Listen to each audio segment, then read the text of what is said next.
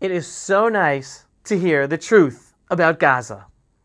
History is unfolding before our eyes, and most people don't even realize it. When President Trump sat down with Prime Minister Benjamin Netanyahu, what looked like just another diplomatic meeting was actually a thunderous declaration of truth to the entire world. Listen here. You know how I feel about the Gaza Strip. I think it's an incredible piece of important real estate, and I think it's something that we would be involved in, but having a peace force like the United States there, controlling and owning the Gaza Strip would be a good thing. Because right now, all it is for years and years, all I hear about is killing and Hamas and problems. And if you take the people, the Palestinians, and move them around to different countries, and you have plenty of countries that will do that, and you really have a freedom zone. You call it the freedom zone, a free zone, a zone where people aren't going to be killed every day. That's a hell of a place. It's you know what I call it, a great location that nobody wants to live in, because they really don't. And when they have good living, real living, where Hamas and all of the problems they have, the level of death on the Gaza Strip is just incredible. And I've said it. I don't understand why Israel ever gave it up. Israel owned it. It wasn't this man, so I can say it. He wouldn't have given it up. I know him very well. There's no way. They took oceanfront property and they gave it to people for peace. How did that work out? Not good. President Trump didn't mince words. He openly said what Israeli leaders have feared to say aloud for decades. Quote, if you move the Palestinian Arabs out, you'll have a freedom zone, end quote. That's not just a passing comment. It's the raw, unfiltered truth that the global establishment has worked overtime to silence. President Trump dared to say what every freedom-loving Jew and every honest observer knows deep down. The obstacle to peace is not Israel's resilience, but the presence of a hostile Islamo-Nazi enemy in our midst, in the name of a cause called Palestine, committed to our total destruction and annihilation. But then President Trump went even further. In a moment that cut straight to the heart of every Israeli who lived through the disaster of the 2005 expulsion disengagement from Gaza with 21 Jewish communities destroyed, Trump asked the question our own leaders are too afraid to utter, and I quote, I don't understand why Israel ever gave up Gaza. Israel owned it. They gave it up for peace, and how did it end up? Not good, end quote. No, Mr. President, it didn't end up good. Not good at all. What started as a promise of peace turned into a nightmare of rockets, terror tunnels, terror, and endless war. Giving away our land in Gaza was not a gift in the pursuit of peace. It was a self-inflicted wound, suicidal even, by Israeli leadership, captured by the false hopes of appeasement, back then led by Prime Minister Rabin and Shimon Peres. And President Trump today, with his signature bluntness, exposed the lie. He said out loud what we all know. Giving away our land does not bring peace. It brings terror.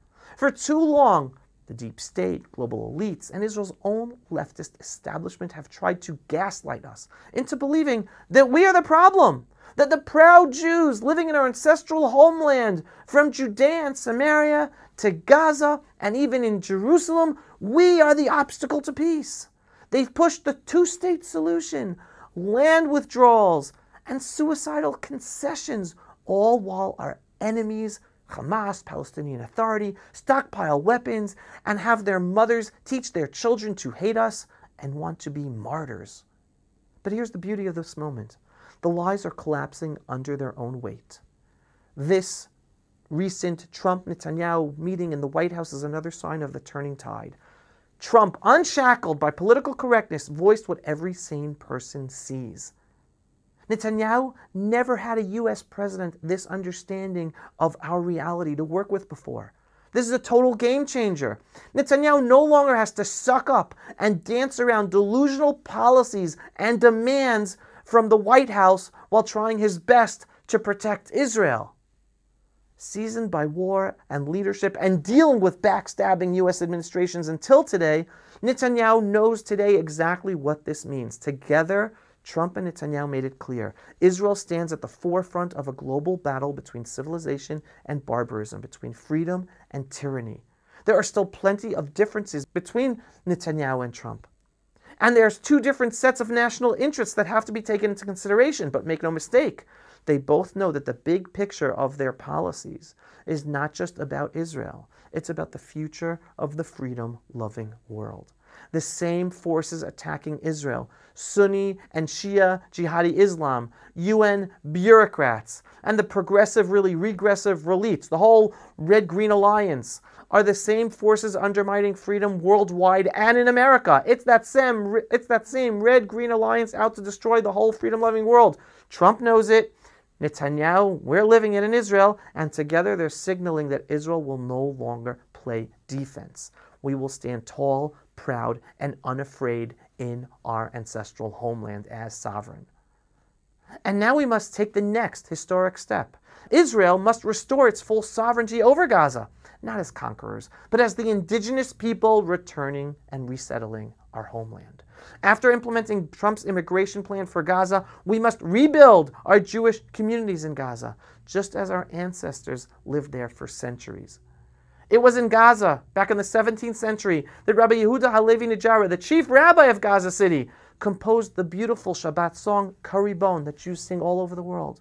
Imagine the day, not far from now, when once again, Jewish families will gather in their homes in Gaza and joyfully sing Karibon in the very place it was written.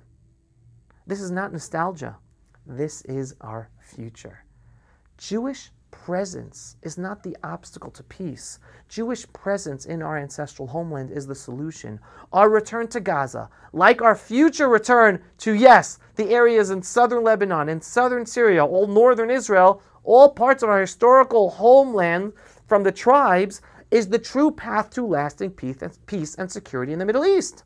That is the only way we can protect the other endangered minorities in those areas from the Sunni Shia jihadis, as well as have our enemies internalize the only message that they care about, that taking on the Jews means them losing land. That's all they care about. Not their mother's lives, not their children's lives, not their grandmother's lives. They only care about land and us regaining our land. They don't want that happen. They don't want that to happen.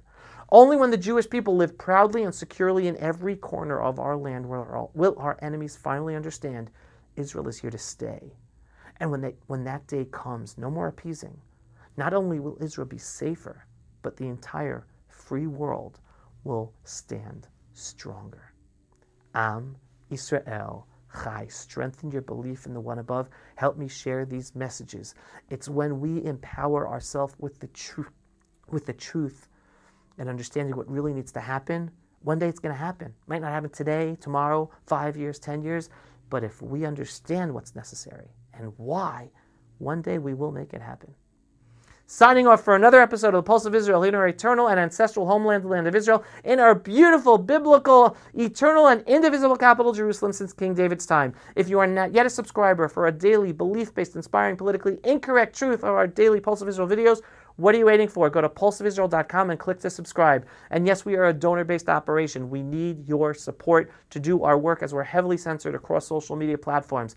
Every donation, whether large or small, helps us do our work, and we want our videos to be seen to inspire even more people. So every once in a while, just go to pulseofisrael.com and click on the donate button. Shalom, everyone, and thanks for watching. Pulse of Israel, frontline videos from the Holy Land. Support our work by donating today.